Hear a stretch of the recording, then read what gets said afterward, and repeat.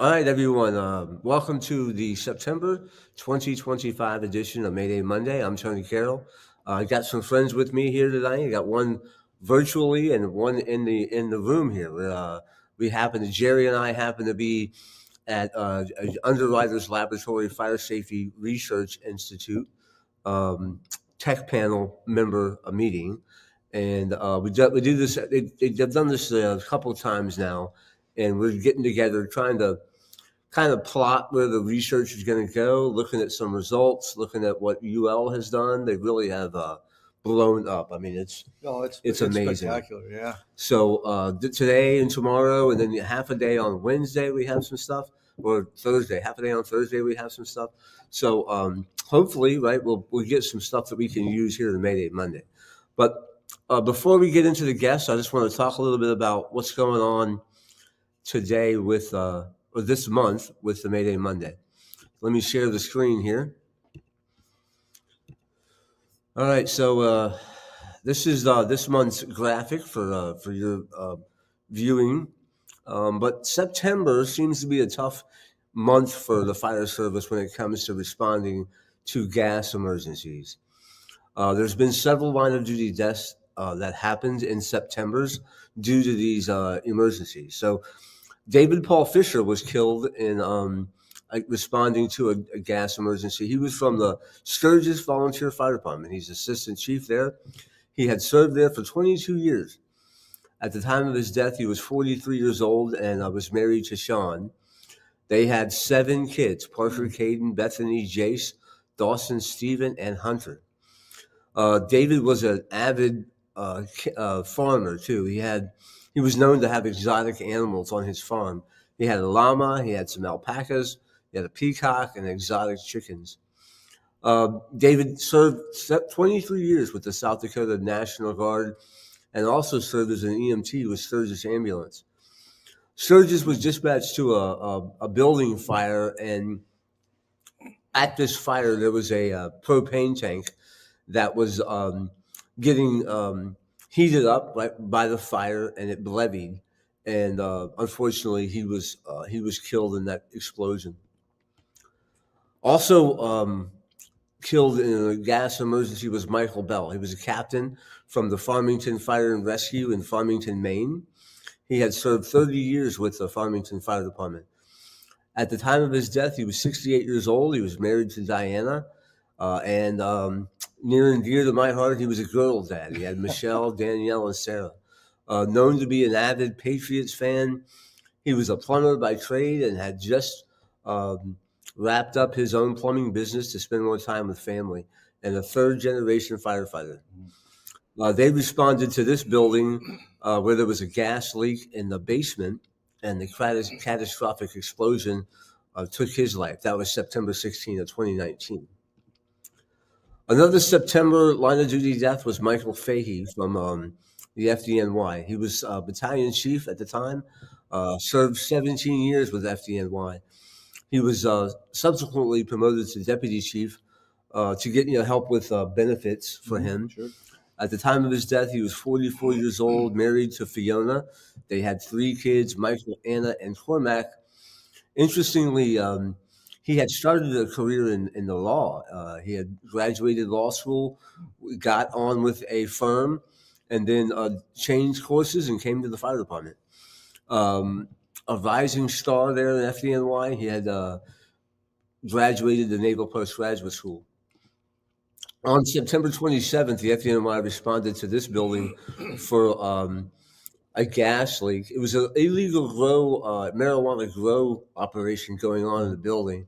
And Chief Fahey was the incident commander. He was outside, and a piece of the roof was thrown into the command post, striking him and killing him. Today, though, we're going to talk about Trevor Brown. Trevor Brown was from Loudoun County, Virginia. And here to talk about this incident, we have Todd Weber. Todd is recently retired from Loudoun County, served there for a long time, retired as a battalion chief. Todd and I, we did some Mayday stuff years ago, and we're lucky that We didn't get hurt back then doing that stuff in the early days of Mayday training. But Todd, can you just do me a favor and introduce yourself to the audience before we get too deep into this? Sure can. I'm Todd Weber. Uh, I served 23 years and 11 months with Loudoun County Fire Rescue. I retired due to an accident that occurred on personal time. Uh, when I retired, I was the battalion chief. I also have 35 years of service with a volunteer fire company here in Frederick County, Maryland, where I've held the rank of assistant chief for the last 22 years. Um, Spent a lot of time doing, uh, like you mentioned, way back, Mayday training, and have been part of the Mayday cadre for Loudoun County now since recruit class 8, which would have been in 2003 2004 timeframe. So I've helped with every recruit school till I retired and every volunteer fire school, making sure that those folks are getting similar to what I got, just a lot more safety features in there nowadays. Yeah, and Than we, did it. we laugh about that, right? But I think that you know how guys are like, I don't need this belay line, and as much as I mean, it gets in the way, but it you don't have to think about falling, right? It, Right. it lets you do go at full speed, right? Knowing that you're going to have a safety belay. So thank you, Todd, for joining us. The report, Loudoun County put out a really good report about this incident that talked about what happened that night, a little bit about Trevor, and it came out just a few months ago. So I've been waiting to kind of roll that out. And with this being September, and last year when we did the talk with Jerry about gas emergencies, it got a lot of traction. I had several people reach out to me and want to get Jerry's information. I know Jerry got some work from that. So it's important, and we're still responding to gas emergencies. So I think it's a good one to revisit. So that kind of led us to where we are tonight. Let me get back to our slideshow here. Trevor Brown is highlighted tonight on this Mayday Monday. A little bit about Trevor that we know. He was born in Germany, but made his way to Loudoun after a stop in Pennsylvania and a stop in Florida.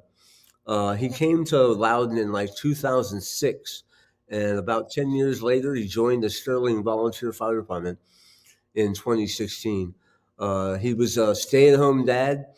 Apparently, he was a great face to see at the bus stop. Right, everybody liked to talk to Trevor, and he could give words of wisdom. He coached the kids in soccer and baseball. And one thing that was highlighted in his obituary was he avoided wearing shoes whenever possible. Nice. A little bit about where we're talking about tonight. With the Mayday Monday, we like to kind of highlight the area where this was. Loudoun County, Virginia. Loudoun County, Virginia, you see in the red on the screen there all the way at the top. Borders West Virginia, Maryland, and then Virginia. There's several counties that surround Loudoun County. It was established in 1757. If you guys know anything about Loudoun, you know it was very rapid growth. Todd, can you speak to that? Again, you were there through a lot of this growth, huh? I can tell you when I started with Loudoun County, there was still a lot of farmland, not only on the west end of the county, but even down through Leesburg and going east down Route 7, the Route 7 corridor. Uh, the houses have grown exponentially. The population has grown exponentially since I've been there. It's it's actually unreal the amount of building that's occurring between single family homes, multifamily dwellings, and I saw in your slide there the data center stuff is unbelievable too. Yeah. Yeah, that's crazy, that stuff. And I know even before the data centers, right? You guys had AOL, came in, right? And that had Yep. to be a big campus, right? Pumping a bunch of money into the taxes, and you guys really, that seemed like that was really what sparked the growth to go there in Loudoun. Yes. All right, so back to our screens while we talk about the county a little bit more. Loudoun is situated again, not too far in this map here on the right side. You can see Washington down there. So it's about, I guess it's about what, 30 miles at the closest spot. It's about 30 miles from DC. Yeah, that's about right. About 30 miles. The county is 521 square miles. It has a population at its last census of 420,000 people. Again, you guys know I like to kind of highlight that's a density of 800 people per square mile. And to give you a reference, Washington D.C. is 11,000 people per square mile. In my county where I work now, Louisa, is 65 people per square mile. So it's obviously not anywhere near uh, really dense, but it's getting there, right? Again, AOL was a big money for the county years ago, and data centers are now kind of driving force in what's going on there. All right, let's talk about the fire department. Um, 15 volunteer agencies there, and that includes some rescue squads, right? Correct. Um, the volunteers reportedly have 1,400 members. There's some still pretty strong volunteer departments there, right? Yes, sir. There's several uh, strong volunteer departments, and they're located across the county from the west end all the way down to the Sterling area on the Fairfax County line. Yeah, I know they've been around again, being involved in Virginia. It's definitely nice to see some strong volunteer departments, and Sterling is definitely known to be one.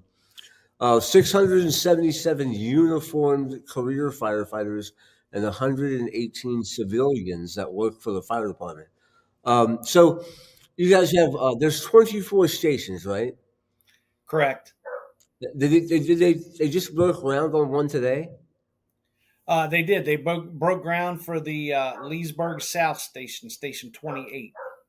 So again, mentioned that there's four volunteer rescue squads that are also part of those 24 stations. The county's divided up into 3 battalions, so that's a pretty big response area for you guys. Yes. They we double up on all structure incidents, and sometimes response times could be uh, 35 to 45 minutes. Yeah, no, we talked to Baltimore County a couple months ago, and you guys, that county, how big that one is, and they only have 2 battalions in that county. So I'm sure that and you're doubling up, so you got some busy battalions, I'm sure. Yes. Now, Yes. go ahead. I'm sorry. We have a currently a battalion 4 in place that just became minimum staffed after I retired. So in the last 12 months. So So the 30, there's actually 4 battalions now. no, the county's divided up into 4 battalions. Yes. Uh, The the, three now the the three that the three that you have on your map are very accurate. Battalion 4 is in Leesburg and is Okay, basically the second do got everything. I got you. So the list I saw said 33 engines, but that's some places have like 2 engines, right? Yeah, that's correct. That's correct.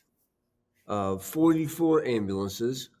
Again, staff daily. What are the career guys? How many um, Uh, career we ambulances are there? we When I retired, we currently staff 2 rescue squads, 24 hours a day, 7 days a week. The other 2 rescue squads are cross staffed by engine companies. Okay. We staff, I'm going to say it's 23 fire engines with career staff 24 hours a day. There are several volunteer organizations that still staff nighttime and daytime. And there are still at least one station that's 100% volunteer still, and that's Percival Rescue. Okay. I would say ambulances during the course of the day. I'm gonna call them EMS transport units because we staff more ALS than we do BLS, Right. Right. and I'm gonna say that there's I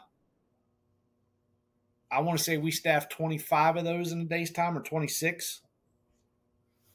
Probably not So enough, huh? uh, there are some that are very busy, and there are some that have plenty of time to do training. Yeah. Yeah. 14 tankers, which again, that's still. I mean, it's got some very rural parts in the county, but there is. I mean, there's got to be a lot of areas that have a good hydrant system too. Yes, yes, there's a good Um, mix. Here's the map. Again, this was back, like the Todd was saying. Now it's 4 battalions, so we'll have to get an updated map. But um, again, Battalion 601, that's a more densely populated area of the county, and covers those stations.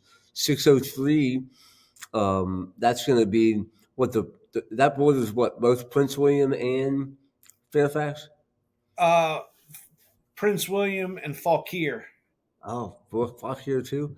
That Battalion 603 basically covers the Route 50 corridor. All right, so Battalion 603 has got a long, narrow response area, and then Battalion 602 has just got a big area, right? That's definitely a lot more of the rural area up there, Yes, and that's where it's gonna. That's the Potomac River? Is that what the border is at the north? it is. That's what borders Frederick and Montgomery County and Washington County. Correct. Yeah. So everybody to the north of that is Maryland, and like the northwest is going to be West Virginia. All right, great. So let's with the career staffing, what did they? You guys are staffing 4 people or 3 people on an engine? Every engine has at least three. The majority of them, since I retired, are now staffed with four, and a lot of those are ALS engines now. So that fourth is a medic. Uh, there are still uh, a couple of engines that are three, and then minimum requirement for the engines is three. So in the evening, the volunteer corporations are asked to staff with four, but that doesn't always happen. So there's a couple firehouses, right, that you guys staff in the daytime and then move out at night. Correct. And is Uh, that they just go ride another upstaff another fire station? so what they try to do before I retired, all of our tankers except one were cross staffed with the EMS crews. So now, since I retired, the tankers are all staffed, and then what they'll do is they'll upstaff apparatus like the uh, rehab unit, uh, the mobile ambulance bus. I got you. They'll upstaff other units. And that every night or just weeknights or No, that's 7 days a week. They'll also with the extra officers that are there, they'll send because all of our battalion chiefs, EMS supervisors, and safety officers are all single person yeah. units. So they'll try to throw officers or firefighters in with them too in the evenings, so they have a driver. Yeah, that's nice. It makes a big difference, huh? Yes. Yeah, I was lucky enough when I was in DC to have an aide, and then when I left and went to the rural place, I didn't have one, and now you're driving for an hour, and you're trying to listen to the radio and you get that radio tangled up in the steering wheel. It's Uh, it's yep. dangerous. It's definitely an advantage having somebody else there with you. All right, so the what kind of shift are they working the 3 days and then 4 days off? No. They're 24/48 with a Kelly right now. 24/48 with a Kelly. Yes, sir. Gotcha. And that's fire and EMS. That's everybody across the board. Good. So another firehouse is opening. Are there other firehouses on the horizon that you know of? Not as of right now. I know that several of the old stations that were the volunteer corporations, the county has went through in cooperation with the volunteer organizations and built several new firehouses in the last 3 years. Yeah. So I mean, Aldi, Lovettsville, they've all Sterling in Old Town Sterling, they're all brand new firehouses. Yeah, if you want to, if you're interested in new firehouse architecture, go look up Loudoun County because they are state of the art. They're big. I think the one that they broke ground on today is like 26,000 square feet or something. That sounds about right. Yeah, that AOL money and data center money helps out a lot. That new station is also going to be the new hazmat house. I gotcha. So that's one of the staffed rescues, or is that in addition to the staffed The rescue? We staff a hazmat unit with an engine company. We when it goes to Leesburg South, it'll be a staffed hazmat unit 24 hours a day. The rescue squads aren't coupled with the hazmat team. That new firehouse, where would, if you're looking at the map, is that going to It be over by Battalion 601? No, well, no, it's going to be more towards 603. So see there where it says Leesburg. Yeah, yeah, When you leave Leesburg and you head south on Evergreen Mills Road, heading towards Arcola, which would be where Station 9 is. So down there below Battalion 1, the new station's going to be roughly where the beige and the purple come together in the green. yeah. Right there where all three battalions come together. Yep. Gotcha. All right, so let's get to there's some of your Loudon firefighters, all Yep. these young people, and coming to take the spots. Good. So let's get into this Silver Ridge Drive. Um, pretty typical neighborhood house. I mean, it's about 2,500 square feet above ground and maybe 1,000 square feet below. Yep. Do you guys? Is this a busy neighborhood, or is this one that you don't go to often? It's one of the old secluded Sterling neighborhoods. I mean, nice houses, nice people, quiet neighborhood. So that day, if you want to, we can just start from there. We'll just talk. Let's take us through the incident when you started to go there, right? Because initially it went out as a outside gas leak, a single engine response, right? Correct. Correct. Um, with that single engine response, the guys were there. Of course, we monitor the dispatch channel in the battalion office. I was in there doing paperwork, and the phone rang, and it was communication saying, "Hey, uh, we got an engine in a truck over here investigating outside gas leak, and we're not quite sure what's going on. We're getting ready to upgrade it. Can you head that way?" So I did.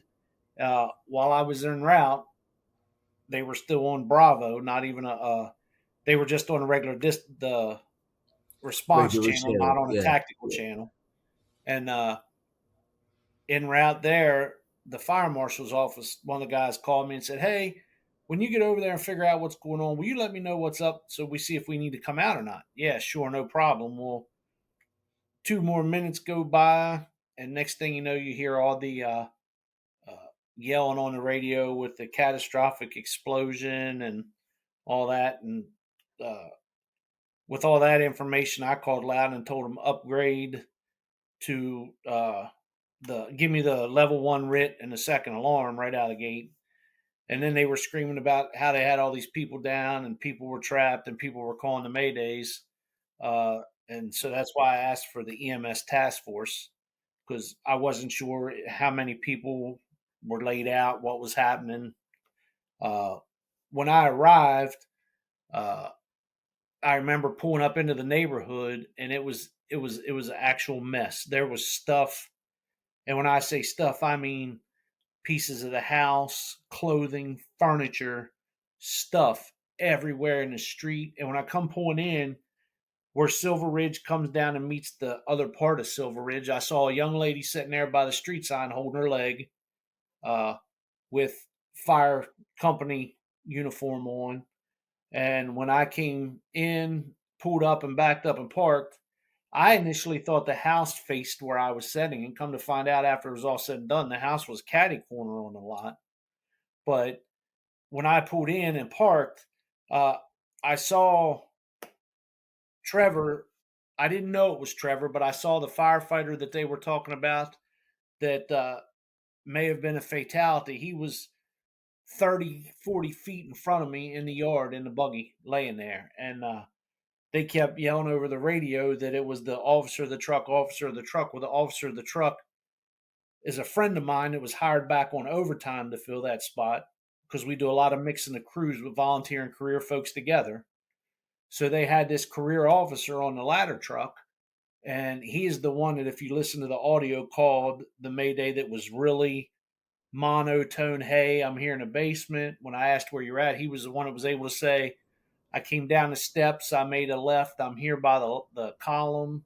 I knew that it wasn't the truck officer that was laying there. And I also knew that you don't spell the last three letters of Kirkstra aren't OWN.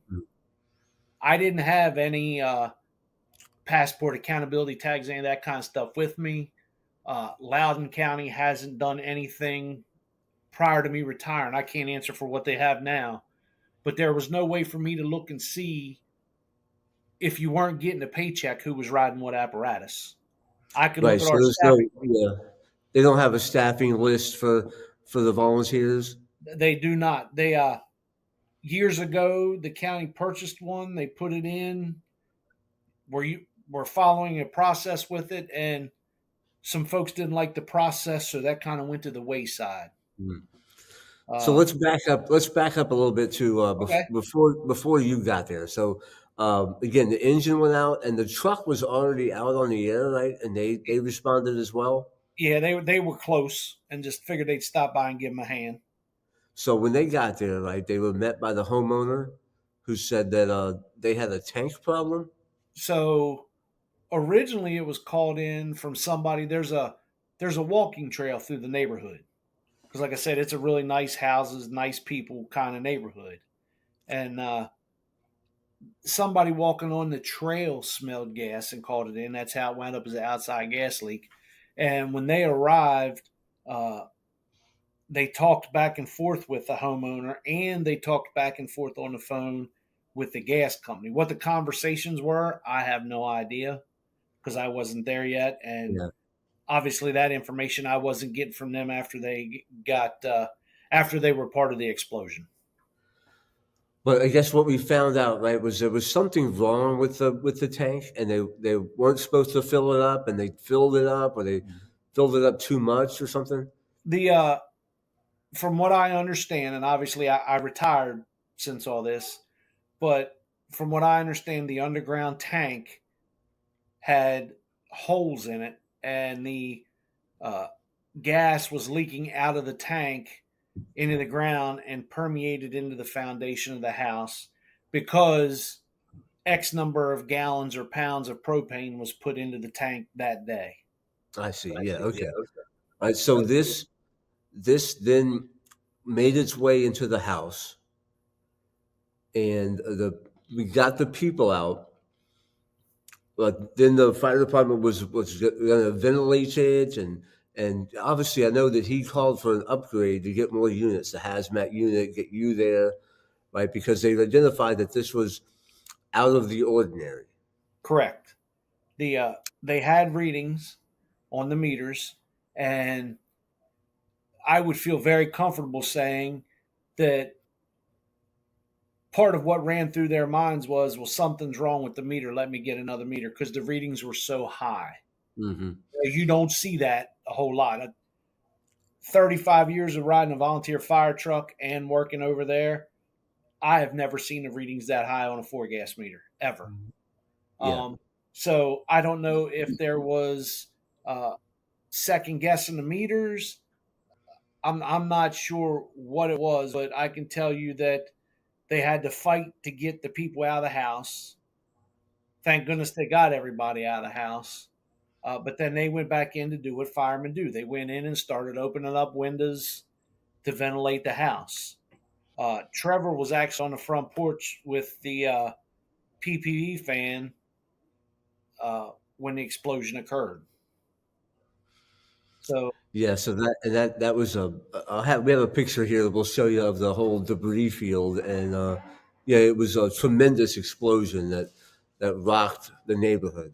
yes, All right, so you guys got called. You got called, and you responded out there, and then started the process of upgrading the alarm to get all the units there. Ultimately, how many were trapped at that time? two, and it was two in the basement on opposite ends of the basement. Uh, it was uh, Diamond was there, who was the volunteer from Sterling that was trapped in the basement, and Kirkstra, the officer off the ladder truck that was trapped in the basement. So there was one from the engine and one from the ladder that were trapped. Correct. Diamond, you said, were they trapped heavily entrapped? I never got out of the buggy during that process, but I would tell you that they made good time getting. In my opinion, they made good time getting Diamond out. But I can tell you, every time that they moved something, another pocket of gas would ignite. Oh wow! Yeah, so he was continuously getting burned, hence why he was screaming on the radio, because every time they had moved and you know the two people that were trapped when they were in the basement opening up, uh, no gloves, no face piece. Hence why they both wound up with burns there too. Uh, Thank goodness they were both able to don their face pieces and get their gloves back on. Uh, Not that that's a good habit to be in, but uh, that played a big role in the survivability too, because uh, they were both in a spot where it was definitely IDLH. Was there a large volume of fire when you got there? So when I got there, it looked like a bonfire, like what you would have at like a high school homecoming. Just huge, huge. I would say probably 30-foot in diameter fire just burning. Wow. And it was weird because what was weird was I asked, did anybody shut the gas off to the house? Because the only thing left standing that I could see was a chimney that was on the back side of the house. And every so often I'd get this big blue flame in front of the chimney. And my assumption out of the gate with watching all this was, well, they had gas logs in the fireplace, and that's what's causing all this. Well, come to find out, there was no gas in the house, no gas appliances in the house whatsoever.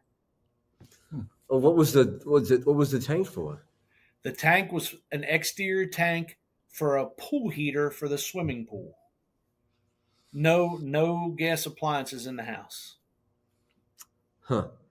Interesting. Again, why it really didn't register to the homeowner that it was a big deal, right? Because it's not in the house; it was outside. Right. But now it finally made a way to get inside the house. Yeah. No, And go ahead. I think we just came across a couple of important points. One is the complacency we get at these because we go to gas leaks and nothing usually happens. I'd ask everybody to remember you're going to a release of an explosive gas and just have a little respect for that. You don't need to pull on the block and start evacuating everybody, but you're going to a release of an explosive gas. I think the other point, Chief, that you made, which was really important, is the guys are not confident. We're not confident with our 4-gas meter.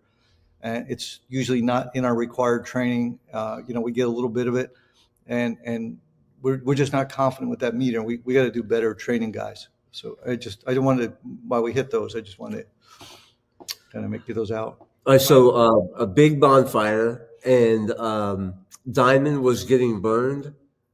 Yes.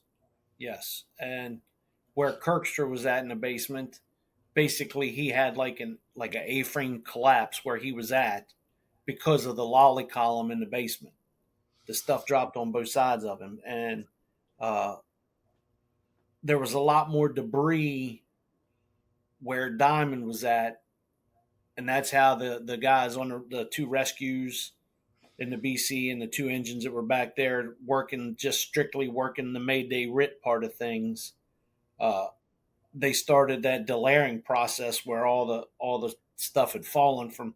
You figure you're in the basement, so you had 2 floors of Mm. material down on top of you, and that's they called for more help, and Kirkstra was actually on the opposite end of where all the delayering was happening, and they wound up getting him out a whole different way out of the basement than the way they got Diamond out, opposite end of the So house. now I know, listening to the radio, he was calling and saying that the fire was getting closer to him. Yes, Was Diamond? I didn't. Diamond was also making Mayday calls. yes. The If you listen to the audio, one of the reasons why I'll say that Diamond was getting burned is because his maydays were terrified, screaming, what you would assume to be a typical mayday of somebody getting burned up. Yeah. Kirkstra's was not. Kirkstra's was, I'm here, I got that much air. Kirkstra's, everything was textbook. And it Right. was very monotone, no excitement, no anything. It was just, But I but need he help. was. It wasn't actively like he had found a pocket, so he was kind of safer, right?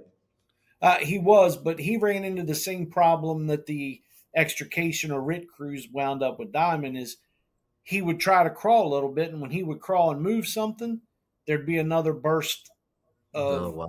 another pocket fire, basically, or another pocket of gas that ignited and lit. All right. So as this goes, as this is escalating, obviously now you're getting some help, right? Other chiefs are coming. Did you Yes, give? Did you assign somebody else to take care of the rescue, the Mayday part, or I I, did you I do did. that? Battalion 402. I just lied. Battalion 401, who was fortunate enough that I've known him ever since I started with the county because he did a bunch of rescue rope training and all that because he's real big into all that. Matt Burns. Yeah. Yep. uh, Matt was Battalion 401 that night, and so I assigned him with his rescue and engine company from 439, my rescue 635, which is one of the 24-hour career staff rescues, uh, assigned rescue 635, and then engine 19, and then engine 412 was also back there with them helping just with the RIP Mayday stuff while I had other engine companies working on suppressing the fire. You definitely had. It was a good draw that night to have Matt Burns there to help out with the rescue. Yeah, that was good. Agreed. So those guys were you let them do their thing, and you were worried about Diamond and any other. Was there any other people that were transported or injured? Oh yeah, the like I said, when I pulled in, there was a young lady sitting there by the street sign, uh, holding her leg. I had Trevor in the front yard who was DOA, and then as the fire's progressing, you start seeing more people wandering around, and one of the things that occurred early on before Matt even got there is this gentleman walks up in fire gear. Uh, and he is bleeding out of his head all over the place. And he leans up on the hood of my buggy, and I look at him and I say, "Hey, bud, what's your name? What unit you on?" I don't know." "Well, do you know what fire truck you were on?" "I'm not sure. I don't feel good." And I told him, "Well, sit down here in the grass, and I'll get you ambulance here in a minute." All of them had concussion stuff. Wow. Yeah, I Yeah. think we wound up transporting 10 or 12 that night. And how We many? definitely transported. I think it was 9 off the initial. I just lied. It was 8 off the 2 initial pieces of apparatus. And that was they had what 4 and 5 on the engine and truck or Yes, but not everybody that was on there was trained. They had ride-alongs on each rig, I uh, see. which are folks either from other companies riding there with them, or folks from the actual Sterling companies that aren't trained yet riding with them. Just ride along observer kind of folks. So how many people? Do you know how many people were in the building when it or was it? When the building blew up, as far as I'm aware, there were only 2 people in the building, and they were both in the basement, and that was Diamond and Kirkstra. Wow, they were lucky, not lucky, right? But they were lucky they didn't get get collapsed on top of. Well, you know as well as I do because you've been doing this a little longer. Uh, Statistics with the line of duty death and maydays occurring with that, the statistics usually show that the maydays don't go very well, or that the survivability is not very high. Yeah. And I got two guys walking and talking that were both trapped in the basement. So, I feel terrible for Trevor, but it could have been a lot worse. Yeah, it sounds like, I mean, he was probably killed instantly in that explosion. I would say yes. So okay, so now we got a fighter to fight. We have two people to rescue, and you got all this help coming in. Was there? Did you see? Was there much freelancing, or did everybody kind of come and get orders and then take good decisions and not just wander around? So what I'll say to that is, uh, I did not see a lot of freelancing, but I can also tell you that that wasn't my shift. I was working a swap for a guy on his shift. My shift knew how I operated, what my expectations were, and a lot of that stuff doesn't fly with me. The freelancing, the acting stupid, just how firemen can get. Uh, Hmm.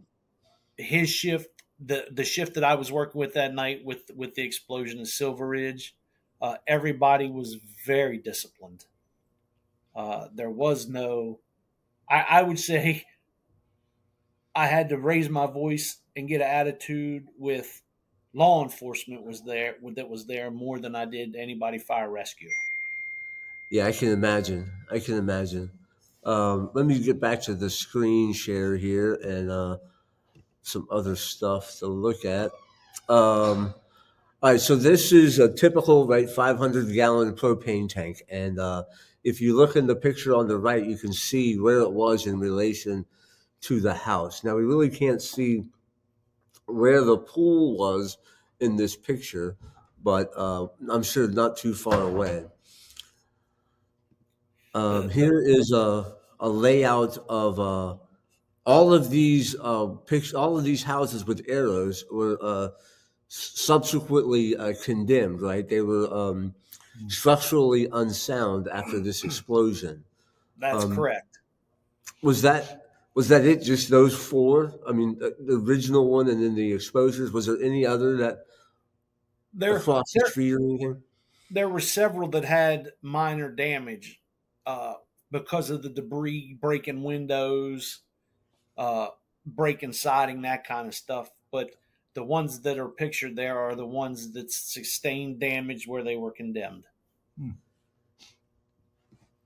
All right, here's a little timeline of some things. Maybe you can speak to some of them again. At 7:36, they were dispatched for the odor of gas outside. Well, I'm sorry, 7:38 they were dispatched. The call came in at 7:36. 7:48, the truck was on the scene, and about half an hour later, they decided that was when they called to upgrade, and subsequently, you were added on to this response. 4 minutes later, was reported on the radio that there was a catastrophic explosion. Firefighter Brown was identified in the lawn out up front, and about 5 minutes later, and then at the same time, Mayday calls were coming in. One of the Mayday calls was from the truck lieutenant who had calmly had reported that he was trapped in the basement and that the fire was getting closer. You needed to get down here and put this fire out. Um, the firefighter Diamond was removed at 8:42. Um, now, what again? It kind of report kind of makes it seem like they were able to walk out of the building. Was that pretty good description? No, they both folks were in some very small to get them out. Were in some very small, reduced profile areas, uh, and during during the Mayday, uh, Kirkstra came back and said, or I'm sorry, Chief Burns come back and said crews have eyes on the other firefighter. Well, come to find out that wasn't the other firefighter that they had eyes on. It was still one that it was one that was in there searching, trying to find Lieutenant Kirkstra. Oh, Yeah. So so they definitely both were not in an area where they could just walk out. Now, once Kirkstra got out of where he was at with that little A-frame uh, collapse, the ladder that you showed in the explosion picture, he was able to climb up that ladder to get out. all right. So back here, oh, that ladder there in the Yes, on the one the laying right in the side of the basement. picture. Yep, he was able to climb up out of there, and firefighter Brown, if you came out the opposite end of the house, were like where the gentleman with the blue hard hat is standing. Uh-huh. That's where Trevor was brought up out. Oh, that's the Not Trevor, Diamond. Diamond. Yeah. So that's like the Bravo side, or Yes. yeah. So the tank would be over there on the Bravo side by that closer to No, the pool. it wouldn't have been a Kirkstra would have came outside Charlie on that ladder. Diamond came outside Delta. Okay, I got you. So at 9:03, so that's a half an hour after he called his Mayday, Mm. he was removed. Yep.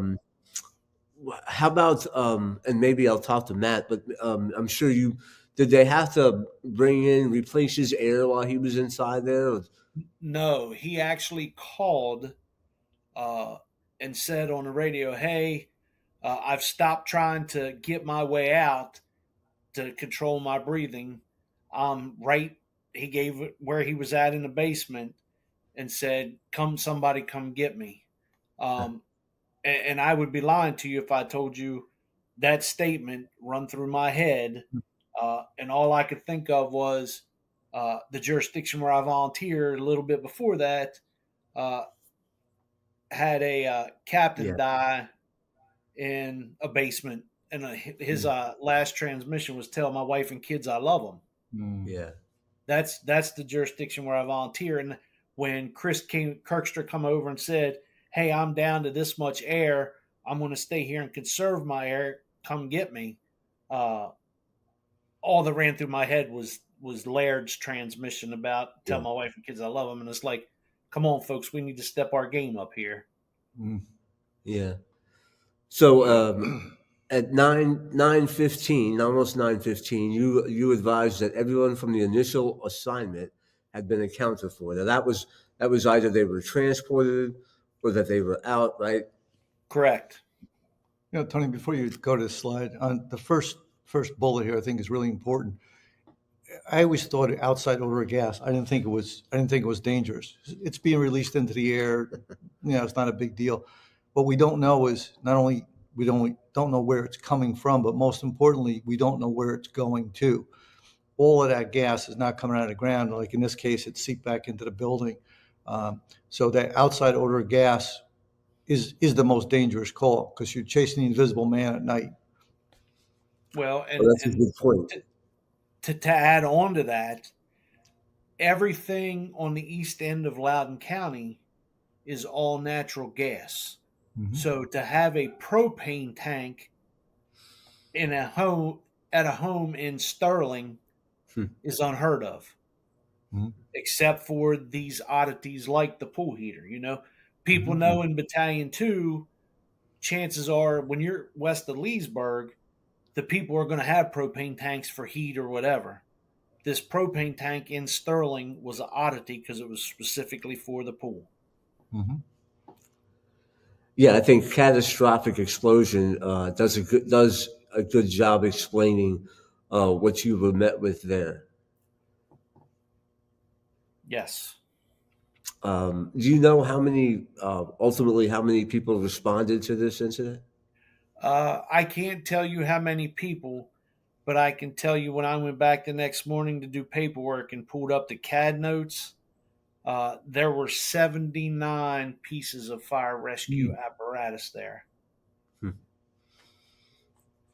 what when you got there, right? So when you got there, was were they actively engaged in firefighting yet, or were they still kind of just No, different?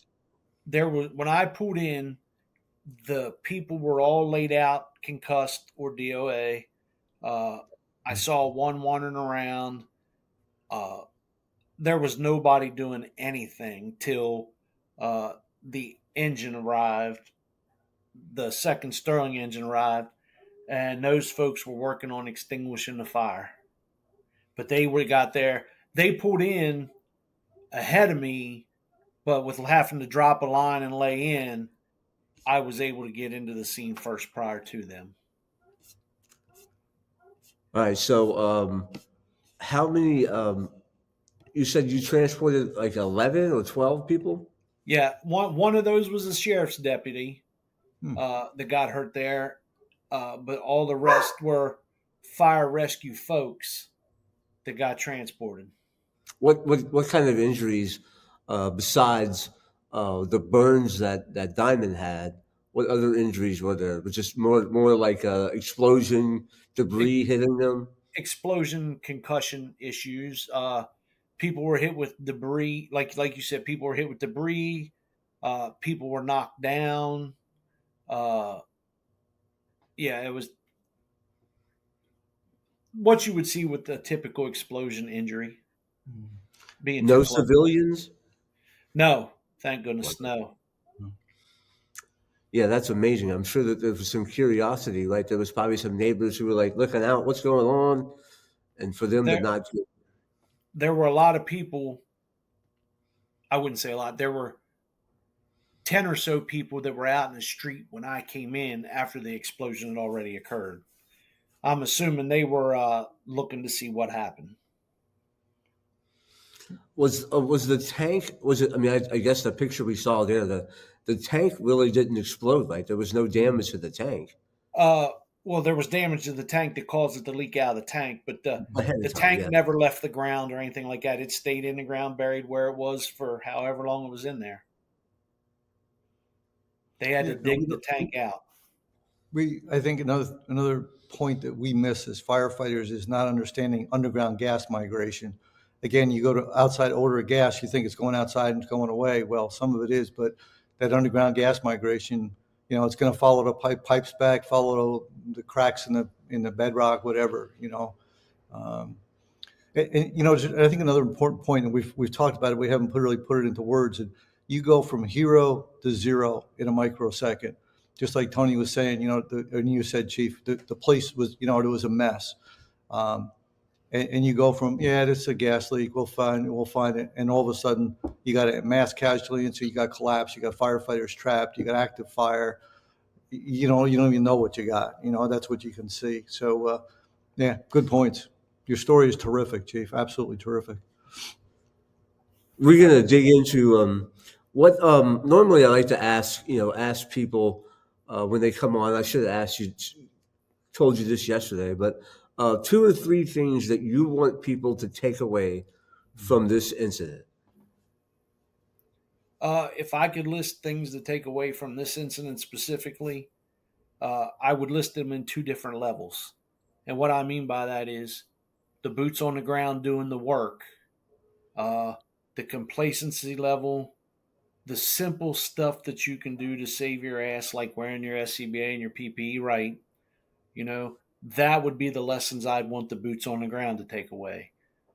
From a, I don't want to call it a management standpoint, from a leadership standpoint, uh, you a lot of people always ask that I've talked to since then, how were you able to manage that? And one of the things that everybody specifically mentions is you're talking Maydays, and you heard engine 404 say that they pulled into a hydrant and hit it and the hydrant was no good, and you got on the radio and called 303 to have pick up a hydrant and supply 404 because their hydrant's no good.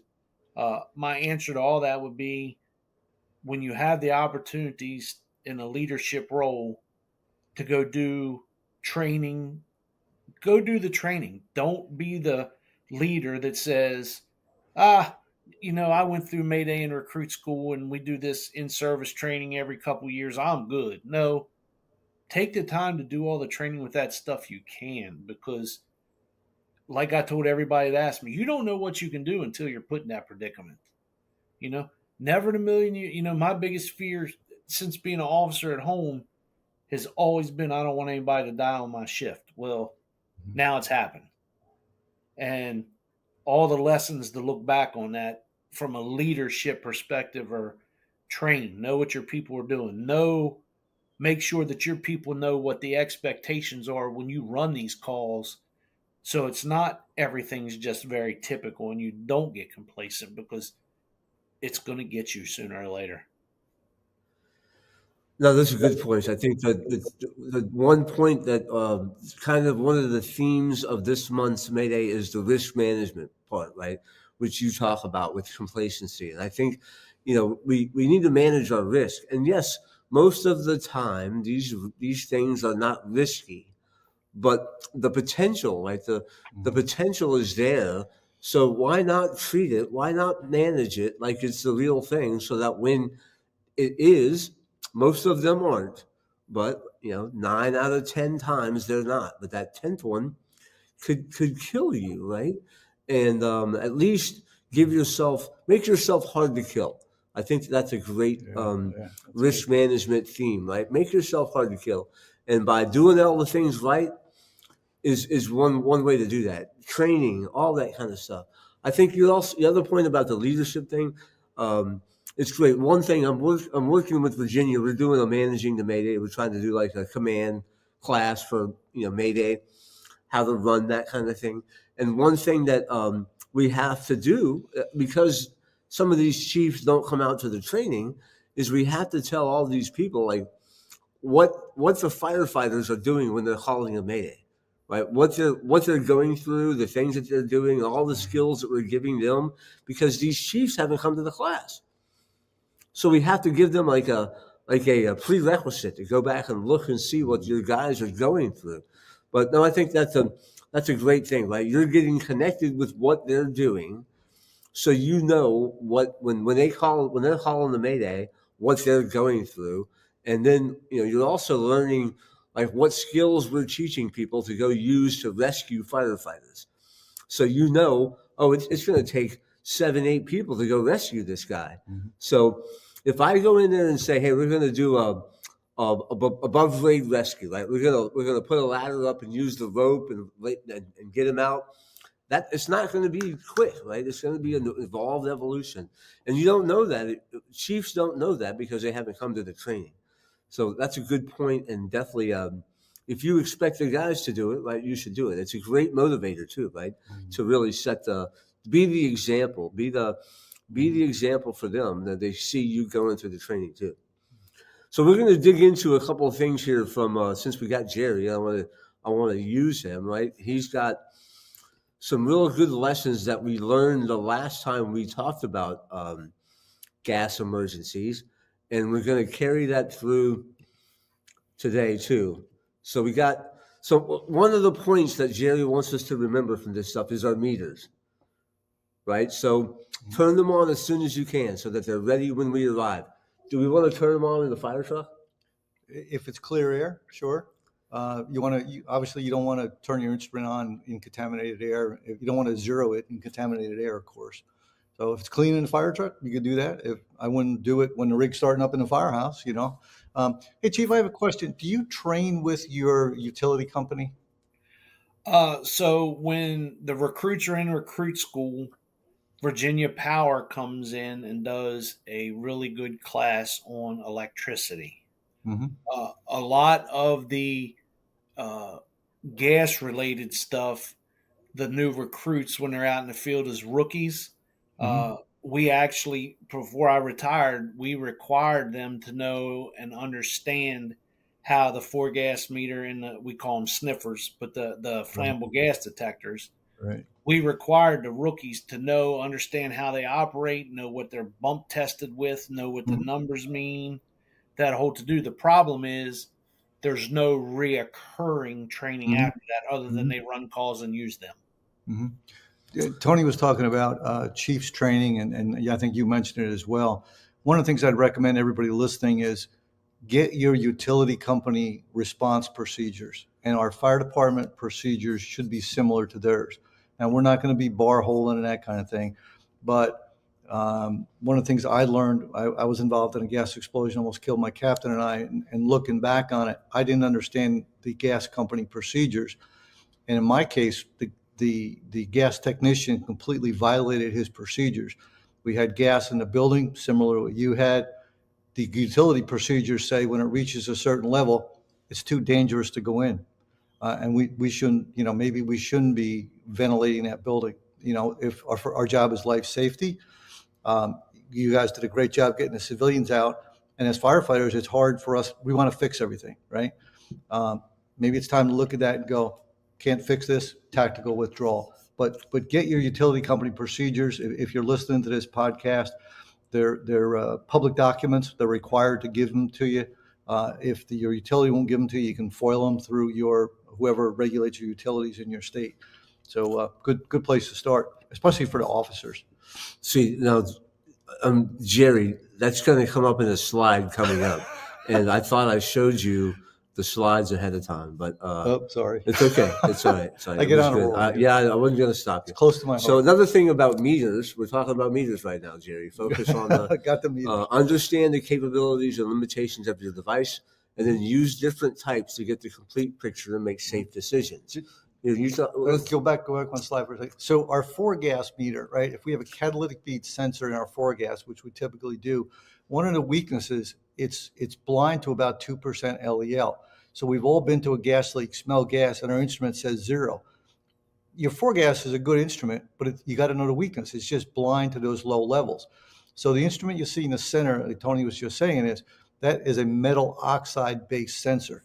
The reason the utilities use a metal oxide based sensor is it will detect low levels of gas. If you have like a part per million of gas, that instrument in the middle here will find it. So different technologies, catalytic bead sensor in your 4-gas, good, but blind to low levels, right? The instrument in the middle, a metal oxide based sensor, will find those low. If there's gas, that instrument is going to find it. Thanks, Tony. So again, another slide that I had for that. But so you got a couple different options, right? One option is just to use one, and you're saying that's not the best option because you're not going to get the low levels. Correct. So you can pair up your 4-gas like the lower slide shows here. Pair up your 4-gas with a metal oxide based sensor, and you can actually use the metal oxide based sensor as a leak finder. If there's gas, that's going to find it. It's just going to detect it. A lot of times we say, oh, the utilities have better instruments than we do. No, they don't. They have a metal oxide based sensor to find those low levels of gas. All right. So speak about this one. This is one I know we talked about this last time we were on. And has anybody been out there buying these things? Because you said they're expensive. They are. So this is a methane detector. Now, the weakness of this instrument, I'll tell you right up front, it only does natural gas. So it's laser based technology. So the laser is tuned to natural gas. So what has to happen here, and this instrument has a 100-foot range, so it keeps us out of the danger area pretty much. So the laser goes through the gas, right? Goes through the gas cloud. Some of the energy is absorbed. Some of that laser energy is absorbed by the gas, and the instrument essentially, the laser has to go through the gas cloud and reflect off of something. It can be the floor, the ground, the wall, the ceiling, side of a house, fence, car, whatever. So the laser goes through the gas cloud. Some of the energy gets absorbed. The instrument says, hey, I sent out this much energy, but I only got back this much. And it does a calculation. It tells you parts per million of gas. I have 2 of them in my department. They are absolutely wonderful for size up. It's a good size up tool. And what do you want to know? You want to know where there's no gas. You want to know where there's a little gas and where there's a lot, so you can deploy your resources. These are expensive. They're about $12,000. They're about as big as 2 cell phones stacked together. My department has them. We find gas leaks before the utility does. It's an amazing tool. It's great for firefighter safety. So, if we do the right thing, our plan A is good. We don't have to worry about plan B for a Mayday, Not that we shouldn't be good with that, but This is just a great instrument. There's a bunch of different manufacturers. We found this one to be the most reliable, but a great tool, great tool. Another point to remember that we hit on this the last time we talked about it, and if you guys have time, go back and look at last year's September Mayday Monday. Jerry was there, and he talked a lot about what he went through, his incident, and one thing that picture is from his incident that you see, and the big thing, right? Remember that these things can be deadly, and keep as many people out as you can, right? Limit the number of personnel that are going to get into the hot zone. We don't need the whole company going around and meandering around. That's what the Michael Fahey incident from FDNY, that was one thing that they were talked about, was there was a lot of people. The whole company was inside, and they had very, very high readings. They didn't need to do that. If you encounter any action level readings, retreat and wait for the gas company. You want to talk about this one? Sure. We were fortunate. We got to work with Deputy Chief John Buckheit from FDNY. And after Chief Fahey was killed, John Deputy Chief Buckheit was tasked to rewrite FDNY's SOP. So this is John's thought. He said he wanted his guys thinking when they go to a gas leak, is this a minor event, that pain in the ass call that we go to all the time, or is this a major event? And he just wanted to keep that in the guys' minds till their size up kind of tells them what it is. I thought this was a brilliant point, and that's what we need to be thinking. This gets away from the complacency, and we're complacent for this reason. Humans can smell the odor in natural gas at 1 part per million. Now, a part per million is 1/16 of an inch is 1 part per million. A mile from here is 1,000,000 parts per million. So we're smelling at real low levels. Most of the time we get there before it reaches the flammable range, which is a good thing, and we get complacent. So just think about, you're going to a release of an explosive gas, propane or natural gas, right? Is this a minor event or is this a major event? And until your size up, tells you what it is. So some of those major event. Underground leak, yeah, because we don't know where that gas is going, right? So if you get called to 3 Main Street for a gas leak, underground leak, or outside leak, you want to be sure you're checking the houses on all 4 sides of where you think this leak may be. Minor leak. Yep, pilot light out. We've all been to those, minor. Major, damaged main, migrating gas. Again, migrating gas, Tony, I didn't understand underground migrating gas, and you think about it, it's common sense, it's simple, but it wasn't in my mind, at my particular incident. It's not in a lot of other firefighters' minds. Building explosion, like in my case, I helped put my captain on the backboard right in front of the house that blew up. I didn't think about a secondary explosion. The house just blew up. What about the next one? And that's what he was talking about too, right? Every time they moved debris, they had another gas fire because they found a pocket. Minor burner on. Sure, we've all been to those. Burner's not fully turned off, and somebody smells gas. Cracked flex line. Yeah, the whip in the back of most houses have black pipe for natural gas. That flex line, and maybe people have moved the stove to clean behind it. Sometimes you get a little crack back there. Odor of gas call. Yeah, it's inside, outside. Outside, again, I never thought the outside odor of gas was a big deal. It is the most, according to the utilities, it's the most dangerous, again, because we don't know where it's going, And finally, car versus a meter. Yeah, interesting call. What do we usually do at the gas meter outside? We shut it off, right? Well, the car plows into this. Now we can't, so we've got an uncontrolled gas leak. We may have broken pipes in the basement, dumping gas in the basement. So it's kind of an uncontrolled situation. So that's one of those, let's get everybody out and get the hell out of the way, because we can't control this. Yeah, we were very, very lucky. My department, we had a call last year for a dump truck that was, they were putting a pool in this neighborhood, and the dump truck was dumping concrete there, right, to fill it up, to help take stuff out. And as they backed up, they ran over the control module, control head for the underground propane tank. So it was coming out at high pressure. This is a propane, underground Mhm. propane. Yeah. Yeah, just yeah. like they had there at that Yeah. pool, and it's coming out of high pressure, and the truck was still running Mm-hmm. because the guy ran away, left it there, Yeah. Yeah. and we're lucky that that should have blown up. Yeah. I mean, that gas got up into the truck. Mhm. I mean, we were very lucky. Fortunately, right, it froze and plugged the leak. Mm-hmm. Mm-hmm. Get the truck out, and then we still had a leak though. Yeah. So these are some things you should do, right? Sequence procedures, Mm-hmm. gas industry best practices, air monitoring. Mhm. Those are the steps that we're going to take if we have a major leak, right? Mhm. Yeah, it's so Tony, so important to get your gas industry best practices. Find out what your local procedures are for your gas company, and we ought to be following those pretty close.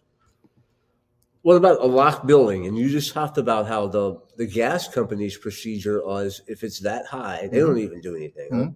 So interesting, the gas company procedures in my area. So we have a locked building, right?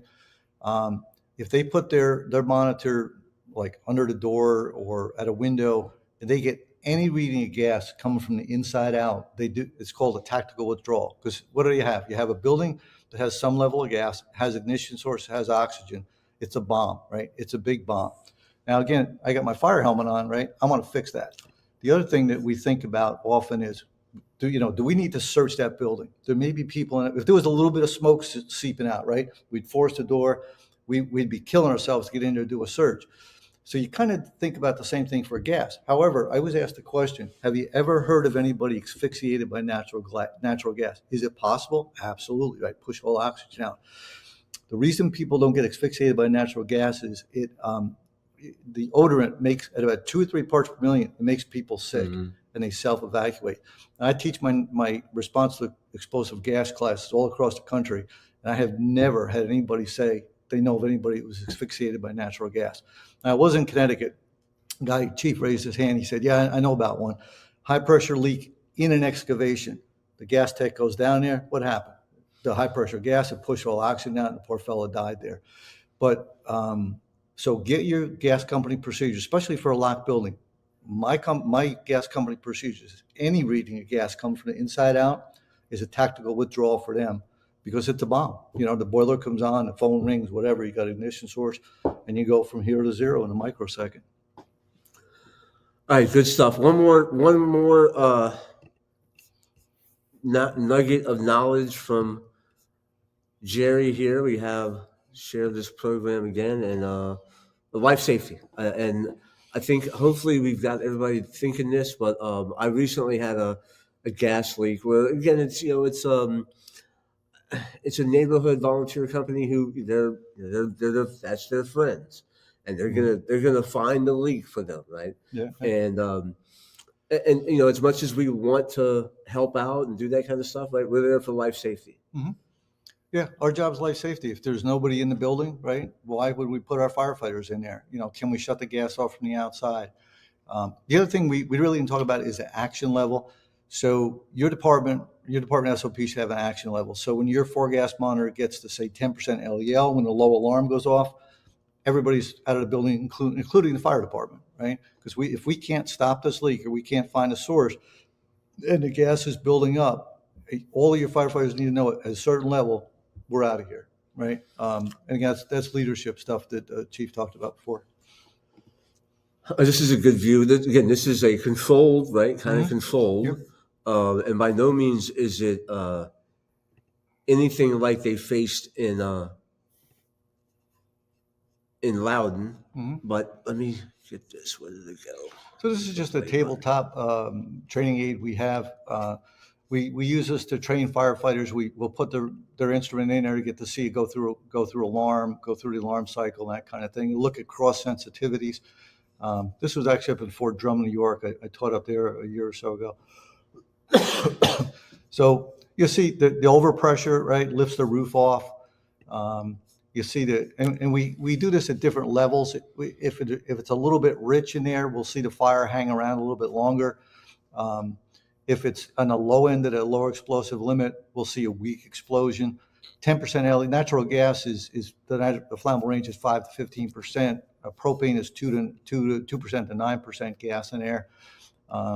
So if you get right in the middle of flammable range, you really get a kind of good bang for your buck, and the roof comes off, and kind of everybody likes that.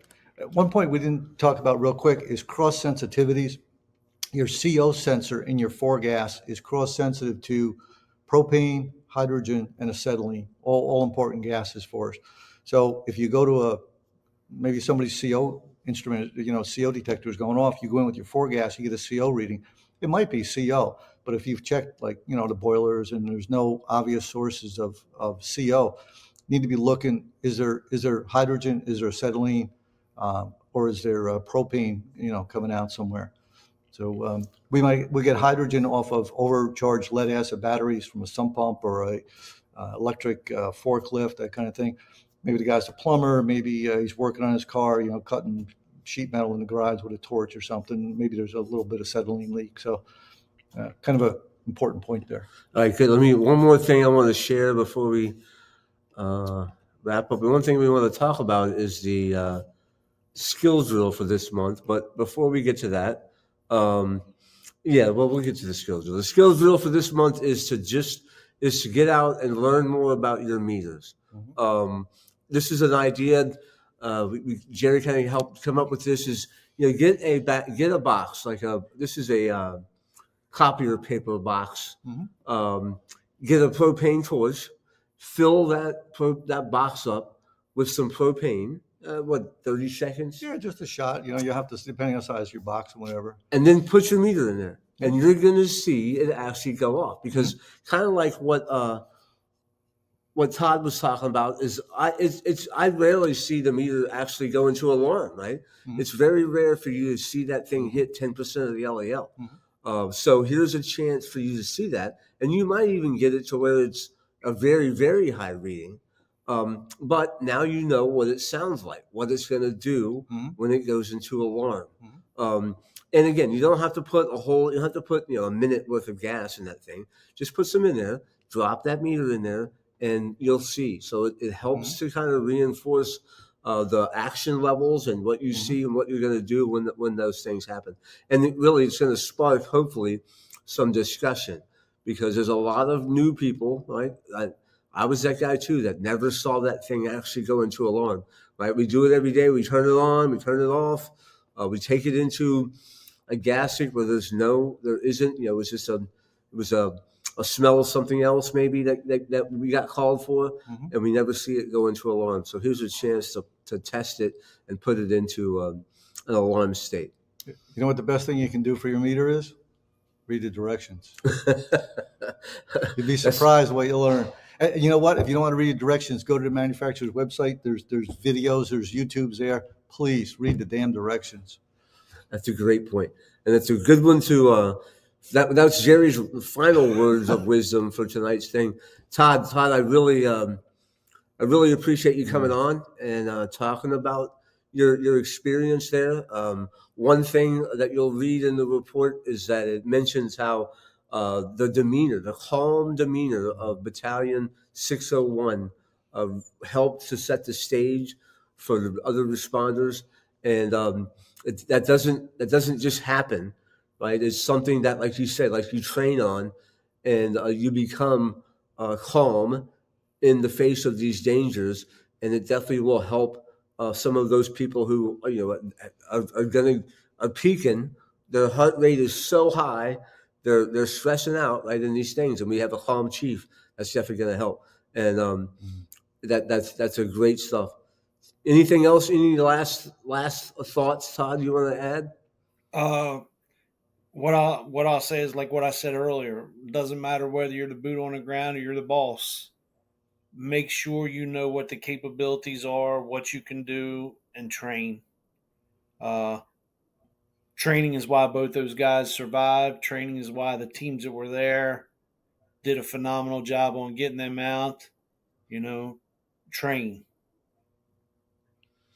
Yeah, and I think all that stuff, right? All that training is going to be Mayday prevention, because that's the best way we can respond to a Mayday, is to prevent it before it happens. Mayday Monday is all about those things. Yes, we teach you. We want you to know the skills to get yourself out, but the best way to to respond to a Mayday is to prevent it before it even happens. So get out there, and training is going to help. Remember, we talk a lot about risk management, right? It's going to tip that scale in your favor. All that training you load up on that scale is going to tip it into your favor and help you make yourself hard to kill. All right, so thank you, Jerry. Good stuff. Good to see you. I'm glad that we Thanks were for able to having make me. this happen. Absolutely. Again, September will be our Responding to Gas Emergencies month. And, we'll see you back here for more Mayday Monday in October. Working on a good show for that. But thank you again for coming. And that's this month's Mayday Monday.